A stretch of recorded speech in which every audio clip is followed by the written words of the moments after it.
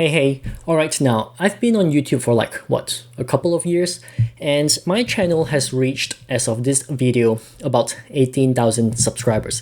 Pretty close to 20,000 subscribers. I hope I can make it to 20,000 subscribers before the year ends. But you know what is the funny part?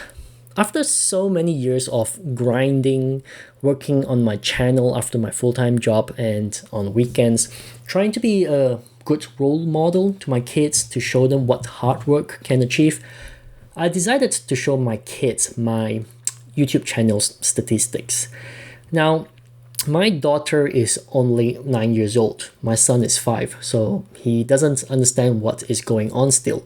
But my daughter, she's old enough to know what YouTube is, what is considered a successful YouTube channel from her perspective, and sadly, what is worth watching.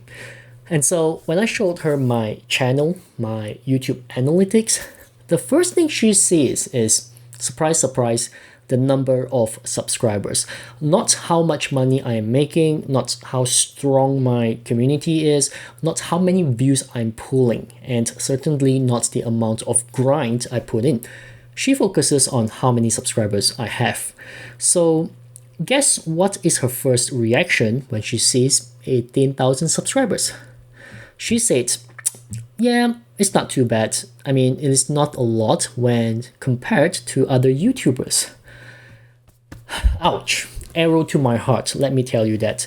But I don't blame her. After all, she's only 9 and all the YouTube channels she watches have millions of subscribers. YouTube just loves pushing those videos to her face.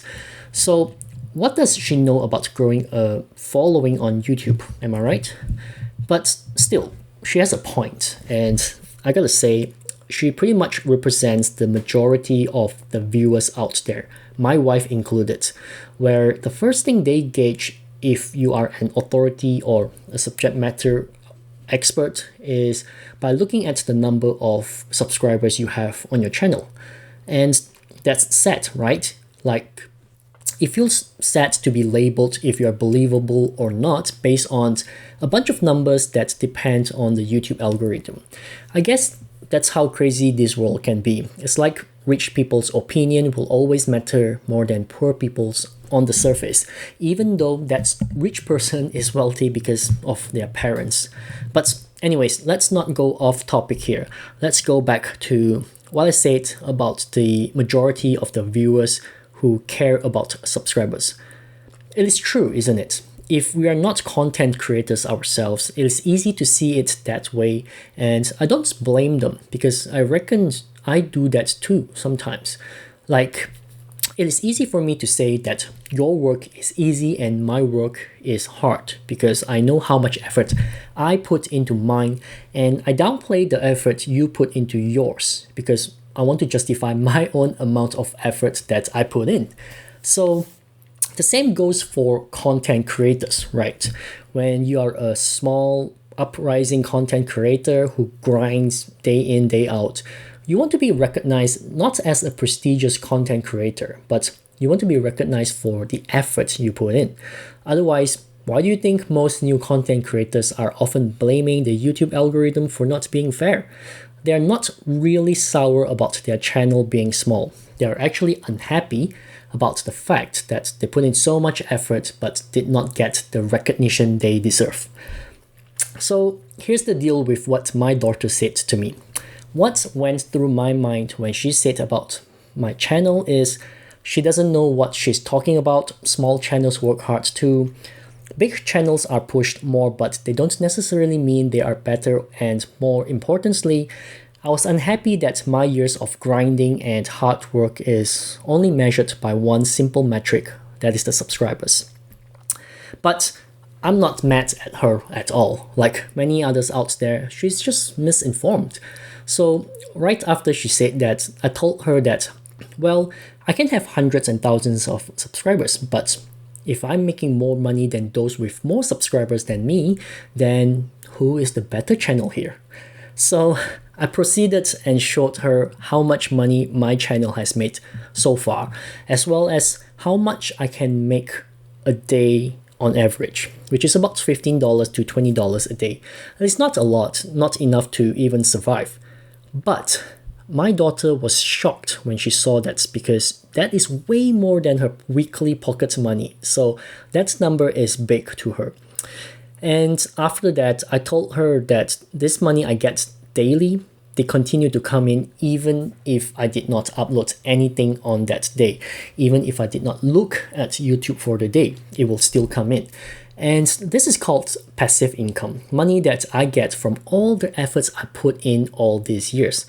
Of course, I still need to maintain it, so I need to upload new content consistently still.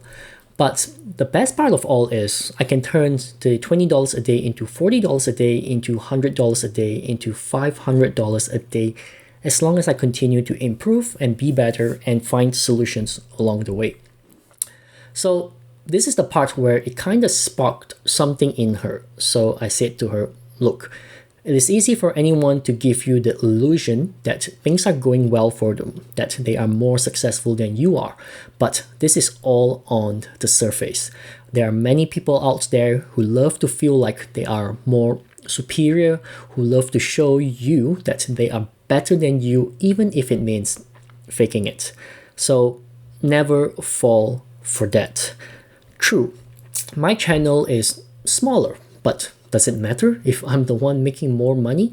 If I am the one putting food on the table? If I'm the one who, thanks to my own hard work, is able to purchase a comfortable home we can live in, is able to go on vacations without worrying about our spending? All of this can only happen if the channel is going somewhere and making money. Attention is great. It makes you feel wanted, makes you feel recognized, but it cannot put food on the table. It is just a feeling that goes away after 5 seconds. All right, so I'm still talking to my daughter at this point, and she seemed a little lost. So I switched it up a little and used a different example that is easier to understand, the concept of the rich and the poor. So I said to her that sometimes in life, you will meet rich people, you will meet poor people, but never judge someone based on their status and wealth. A rich person does not mean they are better than a poor person. It does not mean they are smarter than a poor person. And the secret lies in your own analysis and assessment and judgment. Is the rich person rich because of passed down wealth from the previous generation, or self-made? That makes a big difference. Is the poor person poor because of the environments they are born in? Maybe they have much more responsibilities at home. Maybe they have younger siblings to take care of. The point is, don't judge someone based on their status and wealth. Judge them based on who they are as a person, how intelligent they talk, how or what they talk about, as well as their experience. Now, up till here, I think I lost her. She kind of looks like she can't absorb anymore. And I was already babbling, so I stopped. But you know what? I think she does remember what I said, especially when I showed her how much I've made on YouTube. You see, guys, sometimes you will find people who unintentionally insult you because they fail to recognize your hard work. But don't worry so much about it. Don't worry if the algorithm doesn't like you. What matters more is you know that you are growing, you know you are inching closer to your goal, and you know that you will succeed one day. So the next time you see other channels getting big views and subscribers, but you don't, I want you to remember this. Some things are completely out of your control. If YouTube wants to push dumb things and make everyone stupid, then that's YouTube's choice, and that's the viewer's choice as well. As long as you focus on what you have control over, I promise you, you will succeed in anything you do.